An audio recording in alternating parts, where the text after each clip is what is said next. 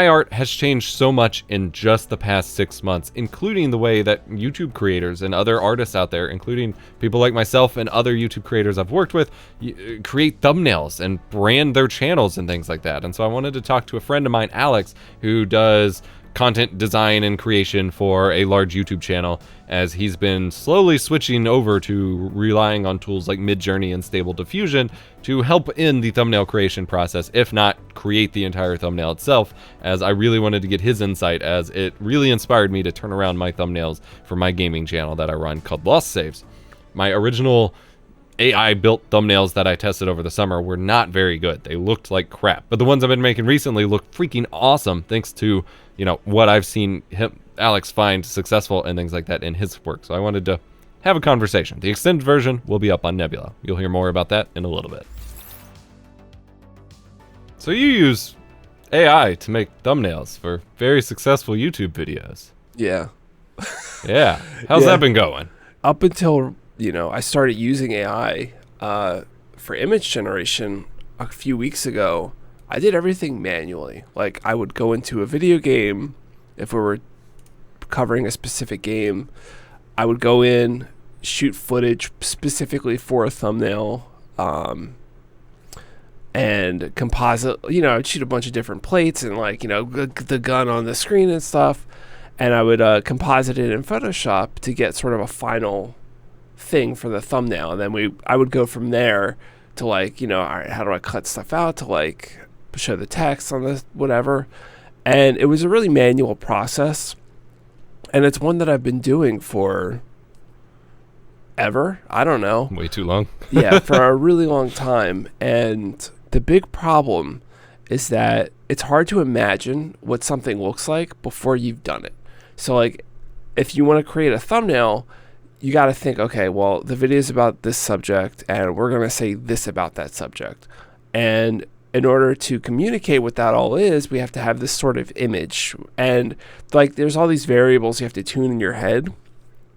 And the end result is that, doing all this manual work, recording footage, because it's such a manual process, I could make, maybe 10 finished thumbnails a week. And not that we make 10 videos a week or anything, but some videos you got to make a couple because, you're not feeling it, you want to make some tweaks, and then you're like, I just start over because it'd be easier. And then I switched to AI image generation for a lot of the concepting and a lot of the final images after some compositing.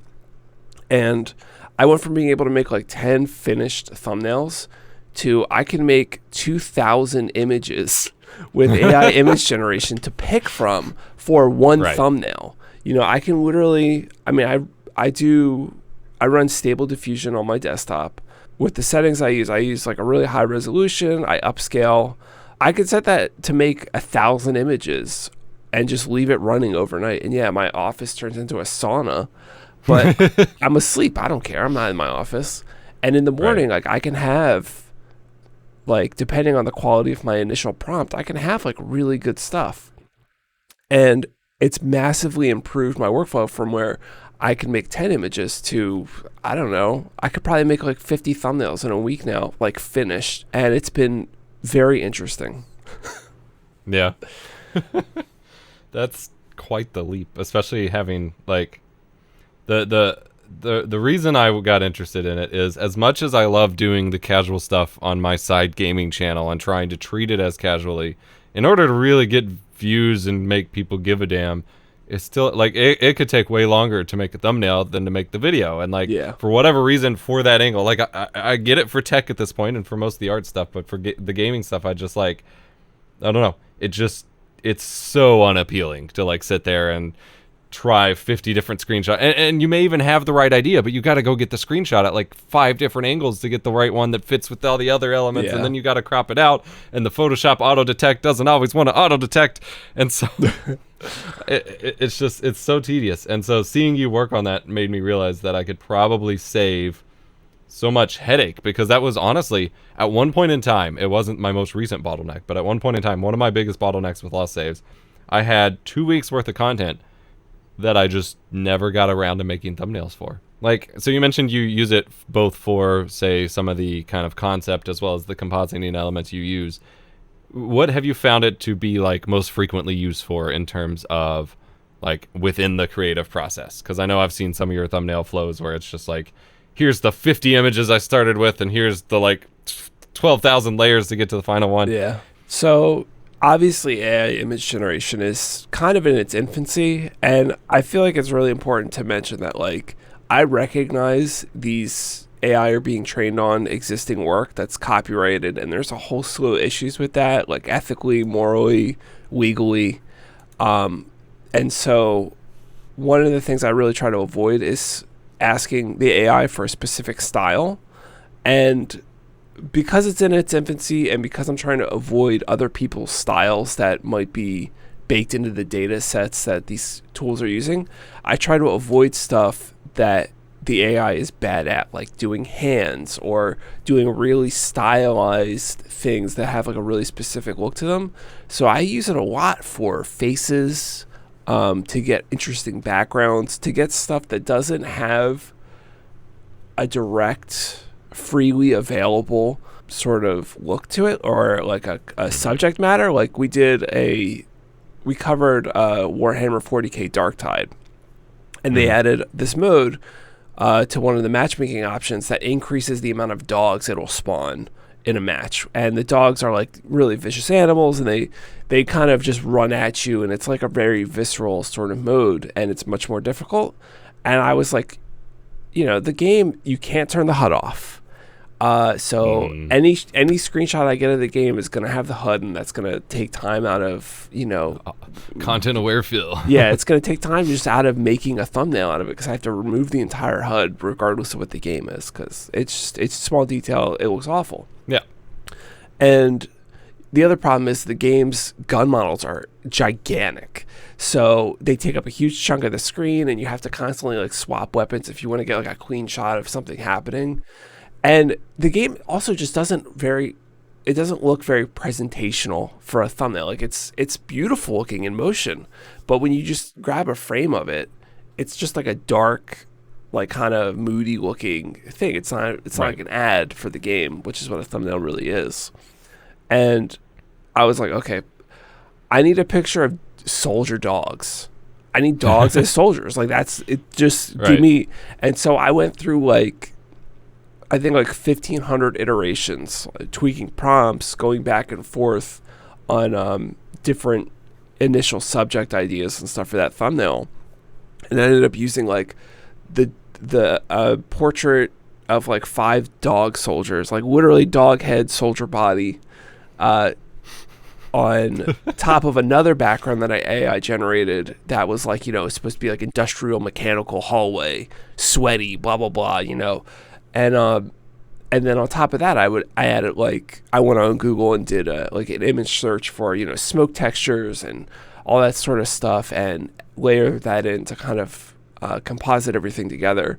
And that's been the thing that I do the most with AI art, is I create the subject of the thumbnail, like the person or the thing, as best as it can do, like within reason, because it can't do hands, it can't do accurate guns, which for FPS games is kind of a big deal. It can't really, especially when they're iconic to the specific game versus just like, here's a gun. But yeah, I use it mostly for like creating the subject of the thumbnail, and if I need a good background, I can try and generate something quickly. But at that point, I'm like, okay, I could just grab a screenshot of the game, or grab a generic image, or just whatever, use existing footage. Funny that you mentioned using faces for it, because that was something that at one point Midjourney just couldn't do at all. Yeah. And now that it can, especially with the V4, if y'all haven't used the V4, it is nuts. And it's kind of wild just how nuts V4 with Midjourney has gotten, because I go back to over the summer, I tried using Midjourney for a Battlefield thumbnail for Battlefield 1 on the PS5. And like, I tried to just generate a generic like Battlefield war scene with tanks in the background and whatever, and it came up with the style that Midjourney used to have, which was this weirdly like glitchy painterly style where like you can make out some shapes, but you don't know what the hell the subject's actually supposed to be, and that's all I could get from it. And now I just generated a bunch of like Battlefield soldier-esque kind of thumbnails, and it like, especially using some of the stuff that I've mentioned in recent videos of like for game cover, for gaming magazine, and things like flags like that. It looks like it's just out of a trailer, and I'm just like, yeah, that's it. You've mentioned though, like we talked about the things you optimize specifically the AI for to suit your content, but you've kind of mentioned in the past to me some of the ways that that your use of AI for thumbnails has kind of also allowed you to optimize the content itself, or at least the framing of it with like the title strategy and kind of the packaging, because you have a completely different visual kind of gateway than your standard screenshot thumbnail. Yeah. How has that affected things? I mean, it's led to a lot of introspection and change in the way we approach content, at least in terms of the thumbnail and the title and this sort of initial presentation of the first 30 seconds of the video, stuff like that. Basically, what happened was I was messing around with AI just on a whim, and we were working on a video about Halo adding aim assist on PC, and I just needed like a generic looking sort of like eroded futuristic Halo soldier guy. Like I just needed something that kind of looked like it's going to lead. This is a stepping stone to bad things happening for PC gaming and gaming in general, where everyone's got crutches, blah, blah, blah. That's the kind of the gist of the video. So I just needed something that looked eroded. And if you look up like Halo screenshots, there's not a ton of like the armor kind of like decayed and like worn out. It's always like broken or battle scarred. And so I was using AI, and we came on it. We, it happened on an image that me and the guy I work for both liked, and he came up with a title that was just kind of vague. He was like, I don't really, I don't know how to say like they added Halo, aim assist to Halo on PC without saying they added, so it was kind of more of a, right. It's just a very generic sort of like question, sort of floaty answer vibe. And which is very different from our normal sort of more informational thumbnail and title approach. And it really fucking worked. Like Halo content, it's very hard to make if you don't already have an existing Halo audience, because it's like a sci-fi FPS from 15 years ago that right. the general audiences don't have a huge interest in watching content about outside of the like Halo creators. And that's not to say anything bad about Halo. It's a fantastic game, especially Infinite. It's fantastic. But like a channel like ours, which covers predominantly like modern military FPS games and stuff like that, Halo is just sort of like, that video is going to do poorly if we cover Halo. And it didn't do poorly. Like it didn't do amazing, but the click-through rate was insane. It was like 13% after like 8 days. It was still like at 10%, wow, which is like insane for us. Like normally we start at like 10 to 13%, and then it tapers off to like 5% by after 8 days have gone by. I haven't looked at it recently, but it was a couple of weeks ago at this point, and really high click through rate. And the interesting thing was that it seemed like a lot of people that weren't interested in Halo were watching the video, and that's the biggest sort of change that using AI art has inspired, is that instead of trying to market specifically, okay, this is a Battlefield video about Battlefield, blah, blah, blah. Instead of trying to market videos like that, we're kind of like, hey, this is something players just have to accept. Like that's like the title of the video almost. And the video is about Battlefield has issues where like the design of the game is very dated. Conquest is a very dated game mode.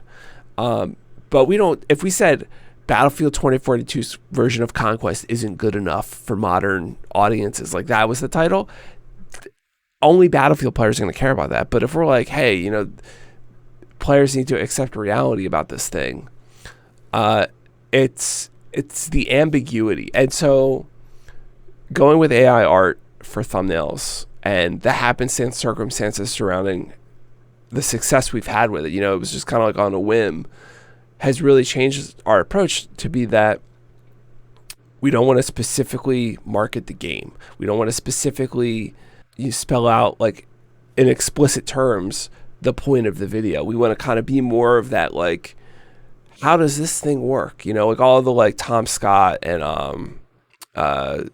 what's his name?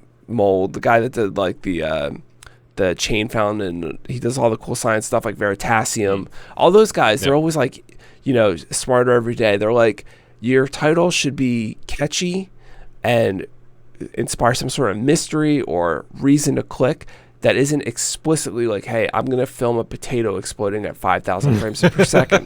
Because it's like, you know, that sounds sensational until you realize the slow-mo guys have done it at 25,000 frames a second or 100,000 frames a second. Alex and I talked for about an hour and a half, and obviously that's a little too long for typical retentions and YouTube algorithm magic, so I went ahead and posted the entire extended cut of our little interview here up on my own video streaming site, Nebula. My videos are early there. I have lots of exclusive content, both on this channel and my other channels that I run, Epos Vox, Lost Saves, and so on, as well as ad-free, of course. Nebula is by far the best way to support my work on this channel and any of my other channels, as when you subscribe with an annual subscription, 1/3 of that revenue goes directly to me right away to help me build out and make better content, especially as I'm rounding out, you know, coming over the holidays and stuff, getting caught up on really prioritizing this channel for 2023. And the rest of your money goes to building such a great website built and run by creators. It goes to help the 100 something other creators on there building awesome educational content.